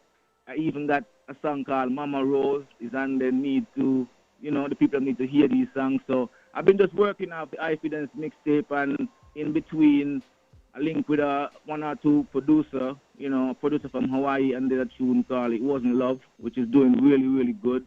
The people start gravitate to the one or two, so.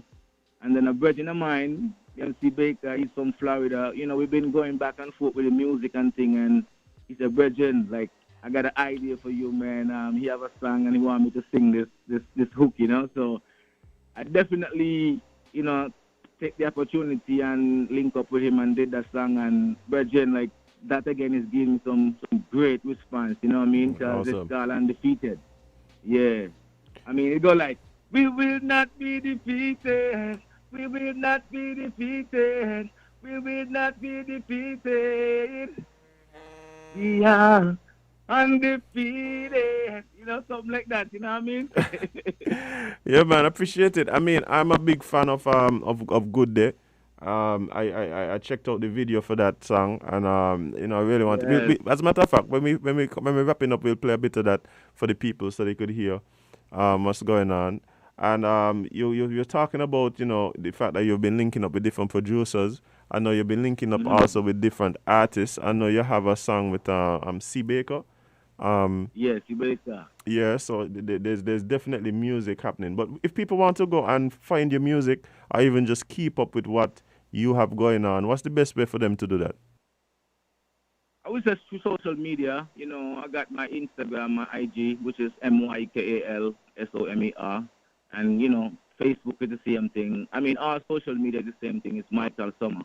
You know what I mean?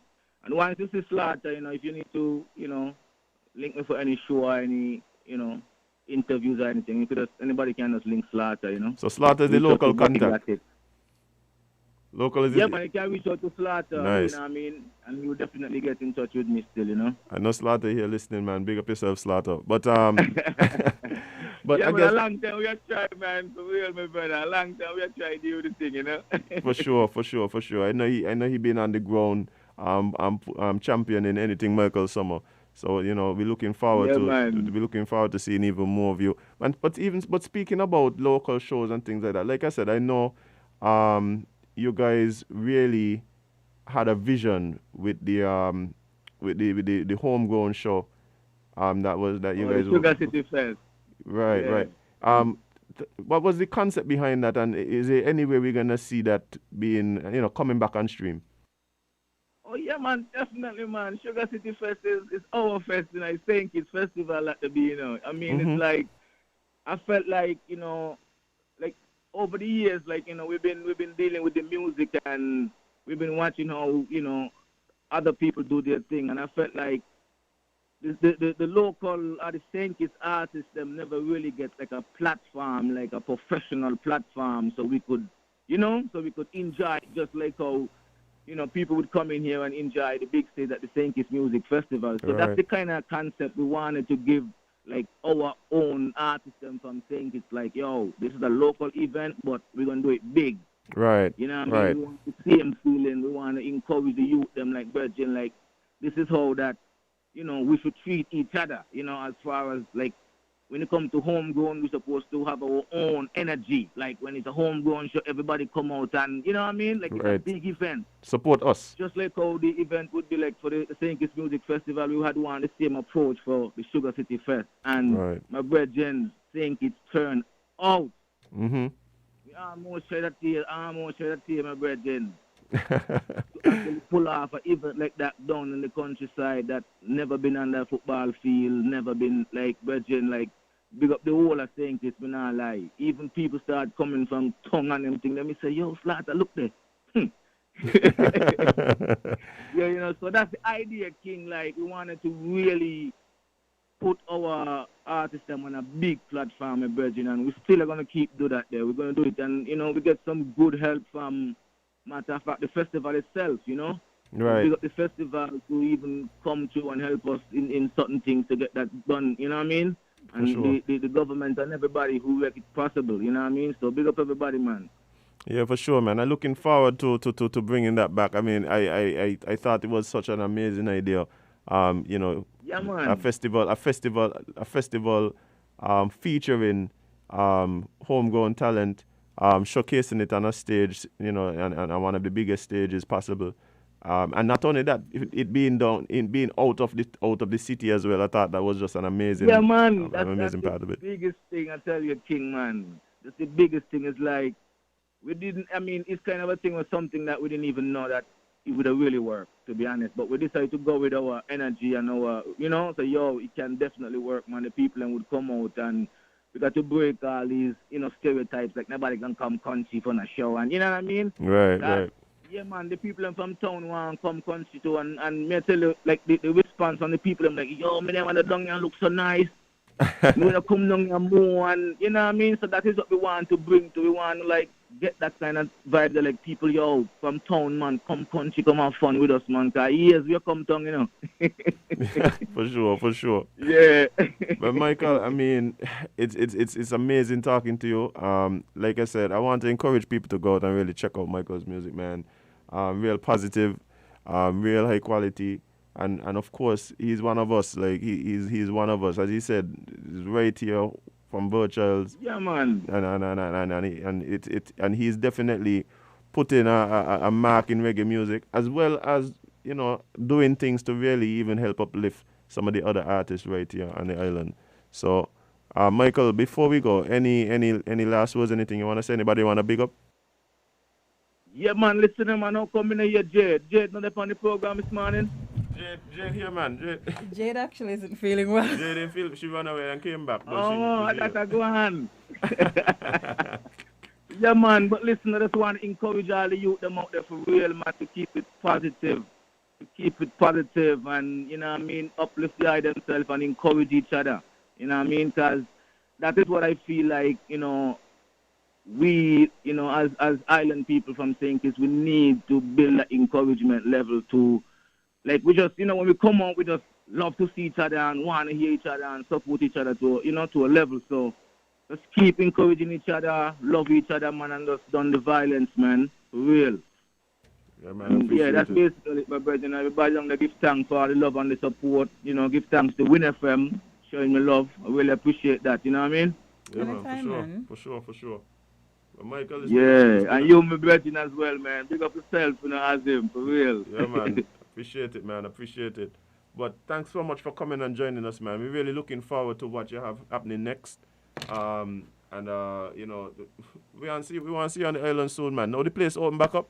Yeah, come back. We're going to get some shows down here, man. Yeah, man. Working on it, my brother. Working on it, man. We got the eye on the festival, you know. Hopefully something can happen from the festival. See it? That would be great. That would be great, man. But, hey, best of luck in your journeys, man. But I give thanks, man. I really appreciate the interview, King. I really love it. And I'm going to definitely keep in touch with the eye, them, and send some jingle and thing for the eye, for real, you know, for the program. So give thanks for having me on the island team, man. I really appreciate it. No problem, man. Take care. Yeah, man. Respect and love, man. All right, my brother. Well, Jane, what about the end of the week, I know. I have to go back and listen to this interview because, you know, I was having some technical difficulties body-wise. You having technical difficulties is, like, that's amazing. Oh, it's horrible, but I love the way. I was about to say amazing. I love the way you phrase it. Like, that is wild. Like, I'm glitching. Well, literally was glitching.